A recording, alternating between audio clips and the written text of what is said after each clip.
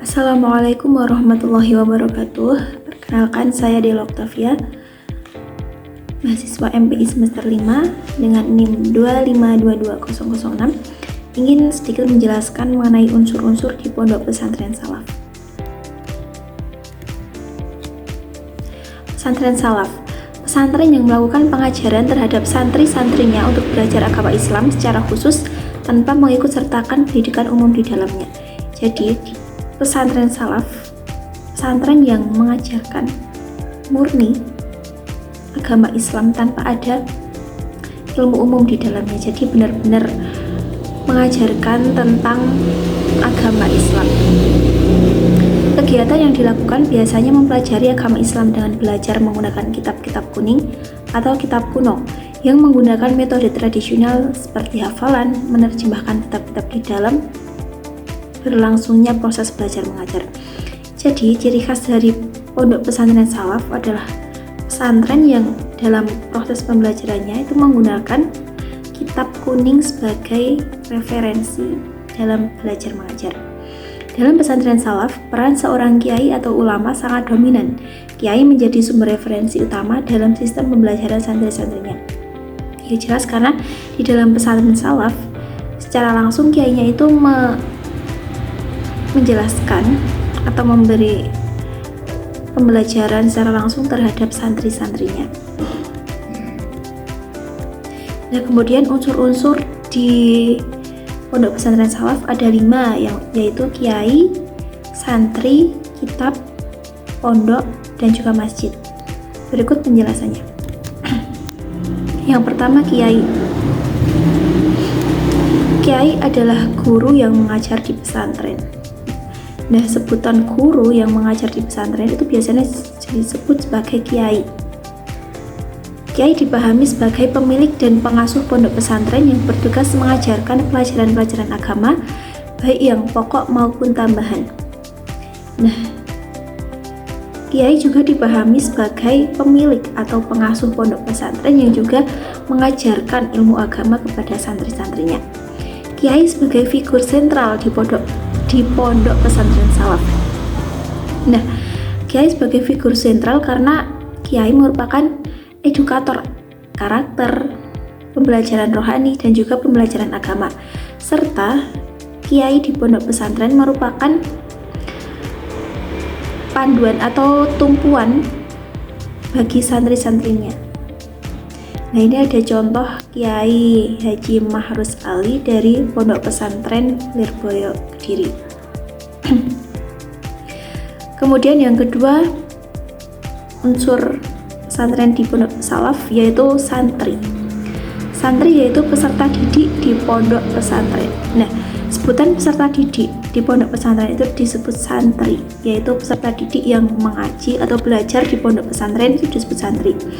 Nah, ada 2 macam santri. Yang pertama yaitu santri mukim dan yang kedua santri kalong. Santri mukim adalah santri yang menetap di pondok pesantren.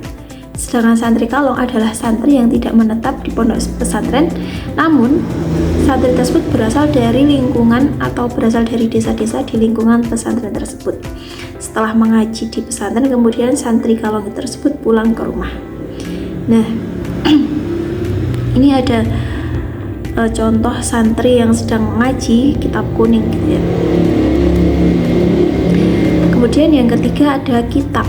Nah, sistem pembelajaran di Pondok Pesantren Salaf yaitu menggunakan metode pembelajaran kitab klasik atau kuno yang kemudian disebut dengan kitab kuning, yang isinya di dalamnya itu terdapat pembelajaran mengenai fikih, tauhid, nahwu shorof, dan lain-lain sebagainya. Nah, kitab kuning merupakan kitab keislaman berbahasa Arab atau berbahasa lainnya yang menjadi rujukan bagi keilmuan Islam di pesantren. Nah, kitab kuning merupakan buku rujukan atau referensi yang digunakan di dalam proses pembelajaran di Pondok Pesantren Salaf. Nah, itu ada contohnya kitab Aqidatul Awam dan sebagainya. Nah, metode pembelajaran di dalam Pondok Pesantren Salaf itu ada 2. Yang pertama santri sorogan, metode pembelajaran sorogan, dan yang kedua ada metode weton atau bandongan. Nah, metode sorogan yaitu santri membacakan kitab kuning di hadapan kiai. Seperti contoh yang bawah ini, setiap santri secara individu berhadapan di hadapan kiainya untuk membacakan, menghafal pembelajaran yang sebelumnya sudah diajarkan. Nah, yang kedua ada metode pembelajaran weton atau bandongan. Nah, ini seperti gambar yang pertama yang atas, di mana santri secara bersama-sama mendengarkan bacaan dan penjelasan sang kiai sambil membuat catatan pada bukunya. Nah, pada metode weton atau bandongan ini,